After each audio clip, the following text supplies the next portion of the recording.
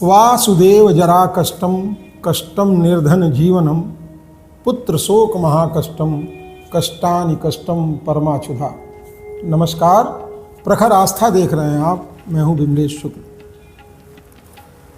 धर्म के बारे में तमाम तरह की बातें की जाती हैं। पुण्य भी कई तरह के होते हैं, लेकिन कौन सा पुण्य किसको कितना लगता है, ये या तो ईश्वर तय करता है या समय तय करता है। महाभारत बीत चुका था, युद्ध खत्म हो गया था, पांडवों का राज्य आ गया था। पांडवों ने राजसूय यज्ञ का एक आयोजन किया और उस राजसूय यज्ञ में जब यज्ञ समाप्त हो गया तो बहुत बड़े भूभाग पर राजसूय यज्ञ किया गया था। वहाँ बहुत सारे हवन कुंड और बहुत सारे मंत्रोच्चार हुए थे, बहुत सारा दान पुण्य हुआ था, बहुत सारे लोगों को भोजन कराया गया था, बहुत सारे पुण्य कार्य किए गए थे। यज्ञ के बाद पांडव वहीं बैठे हुए थे, कुछ विद्वत ब्राह्मण भी वहाँ बैठे थे, ऋषि मुनि आचार्य बैठे थे। तभी उन्होंने देखा कि एक नेवला यज्ञ की भूमि में हवन कुंडों के इर्द गिर्द हवन की राख में बड़ी तेजी से दौड़ता था, लौटता था, फिर खड़ा होता था, इस कुंड से उस कुंड, उस कुंड से अगले कुंड।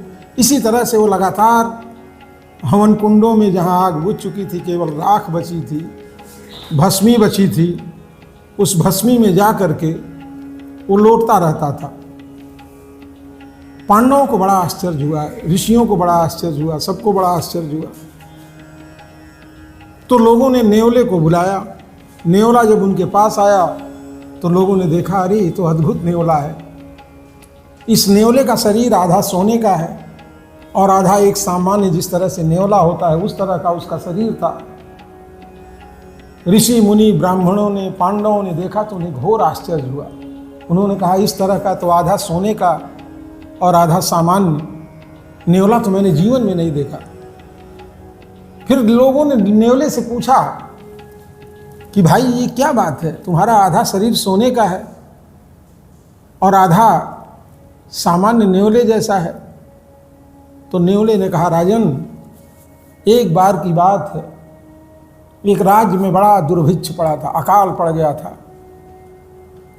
कुछ भी फसल पैदा नहीं हुई, लोग त्राहि त्राहि कर रहे थे, लोग भूखों मर रहे थे। संपन्न लोगों के घर में भी खाने का सामान भरपूर नहीं था। ऐसे समय में मैं भी भूख से आकुल व्याकुल होकर के गांव गांव भटक रहा था। तो एक दरवाजे पर मैं गया, वहां बाहर एक भिक्षुक बैठे हुए थे और वो भोजन कर रहे थे। एक छोटे टुकड़े की लालसा में मैं भी वहीं बाहर बैठ गया कि हो सकता है कि कुछ जूठन में ये फेंक ही दें तो मुझे मिल जाए। लेकिन जब मैं वहां बैठा तो मैंने देखा कि वो जो भूखे व्यक्ति थे, जिनके घर का आतिथ्य उन्होंने स्वीकार किया था, वह घर एक बहुत गरीब प्राणी का था, बहुत गरीब आदमी का था। और संकट के उस दौर में उसने 7-8 दिनों के कठोर मेहनत के बाद एक वक्त की पूरे परिवार के लिए रोटी का प्रबंध किया था।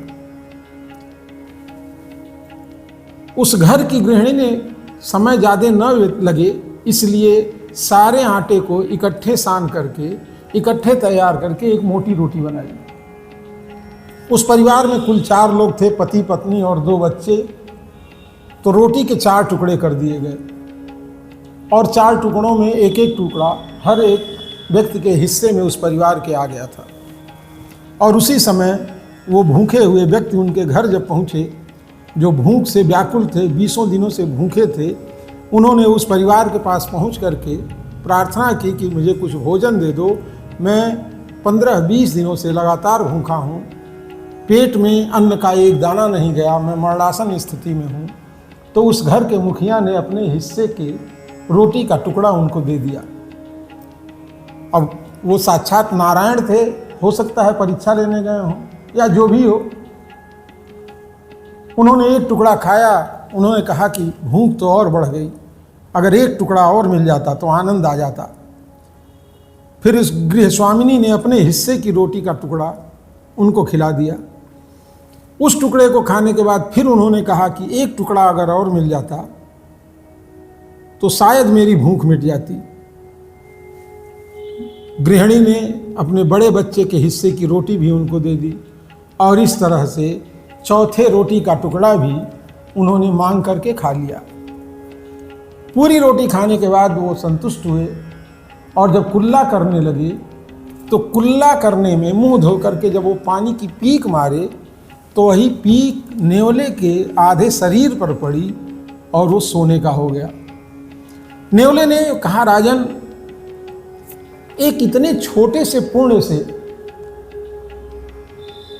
और उस व्यक्ति के मुंह से निकले हुए उस जूठन से सने हुए जल से मेरे शरीर पर जो जल पड़ गया उससे अगर मेरा शरीर सोने का हो गया तो मैंने सोचा यहाँ तो बहुत बड़ा यज्ञ हुआ है और इस यज्ञ भूमि में अगर मैं लौट लूँगा, इस यज्ञ की राख अगर मेरे शरीर में लग जाएगी तो मेरी पूरी की पूरी काया कंचन की हो जाएगी।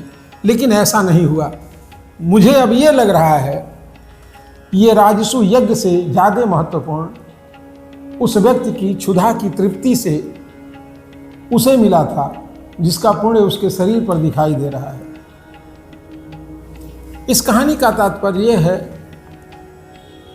कि वासुदेव जरा कष्टम, किसी ने लिखा है कि भगवान जो कहते हैं कि भगवान सबसे मतलब कष्ट तो है ही है, बीमारी सबसे कष्टदायक है और उससे बड़ा कष्ट है गरीबी का जीवन और उससे भी बड़ा कष्ट है पुत्र का शोक होना।